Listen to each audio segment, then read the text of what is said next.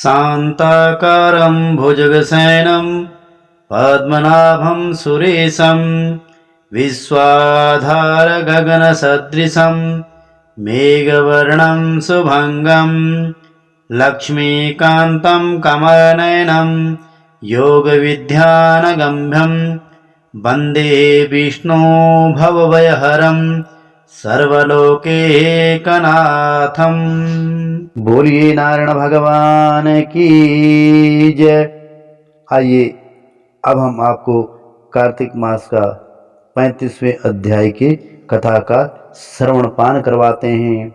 इसी 35वें अध्याय के समापन पर कार्तिक मास की कथा भी समाप्त हो जाती हैं। बोलिए नारायण भगवान की जय।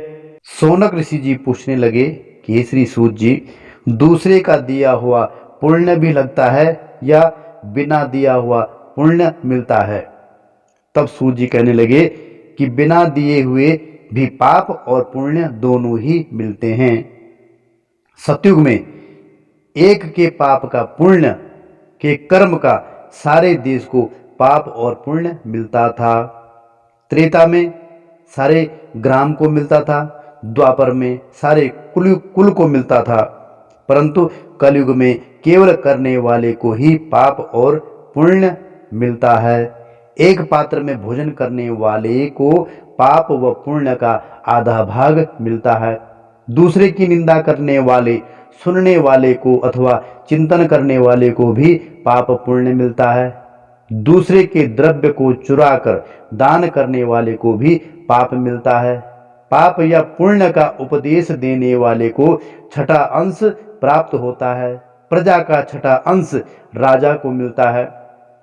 शिष्य से गुरु को, पिता से पुत्र को, स्त्री से पति भी छठा अंश पाते हैं।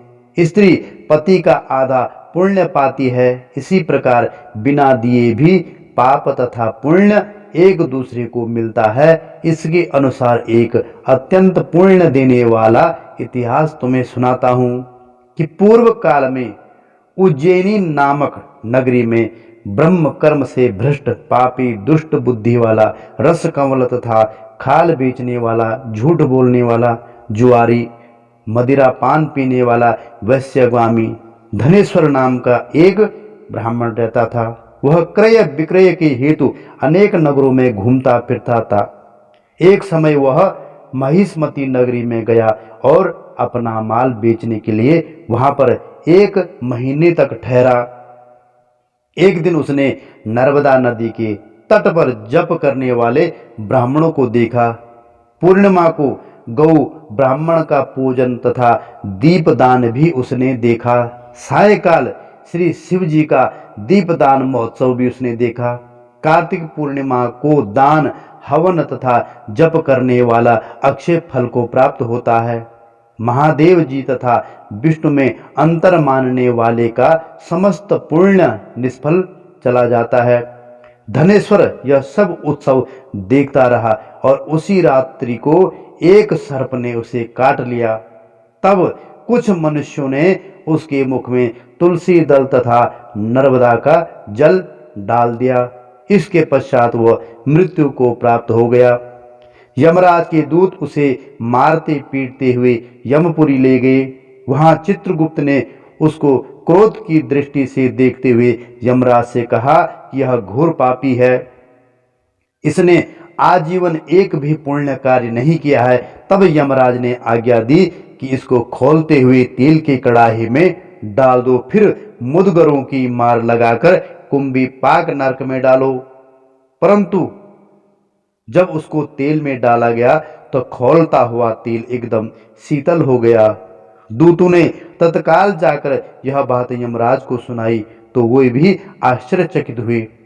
ठीक उसी समय नारद जी यमराज की सभा में आ पहुंचे और यमराज से पूजित होने के बाद वो कहने लगे कि हे यम, यह धनेश्वर महापापी होते हुए भी कार्तिक मास का व्रत करने वालों के सत्संग के प्रभाव से पुण्य को प्राप्त हो गया है।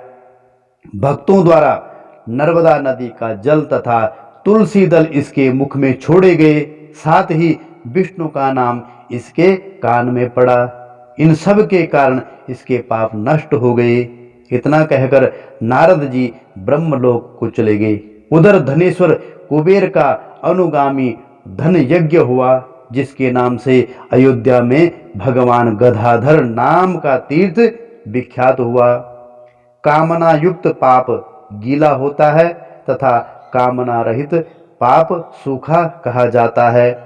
कार्तिक मास के व्रत के प्रभाव से ये मनुष्य द्वारा किए गए सूखे तथा गीले दोनों प्रकार के पाप नष्ट हो जाते हैं। बोले नारायण भगवान की जय। इस प्रकार कार्तिक माहात्म्य का ये अंतिम 35वां अध्याय हमने आपको सुनाया। कार्तिक माहात्म्य भी यहीं पे संपन्न होता है। भगवान नारायण भगवान आपकी मनोकामना पूर्ण करें। आप सबके घर में सुख हो, शांति हो, समृद्धि हो। बोलो यमुना मैया की जय, बोलो तुलसी मैया की जय, बोलो त्रिवेणी मैया की जय, बोलो शालिग्राम भगवान की जय, बोलो श्री गंगा मैया की जय, बोलो आनंद कंद मुरली मनोहर की जय, बोलो नारायण भगवान की जय। सर्वे भवन्तु सुखिनः, सर्वे सन्तु निरामयाः, सर्वे भद्राणि पश्यन्तु, मा कश्चित् दुःखभाग् भवेत्।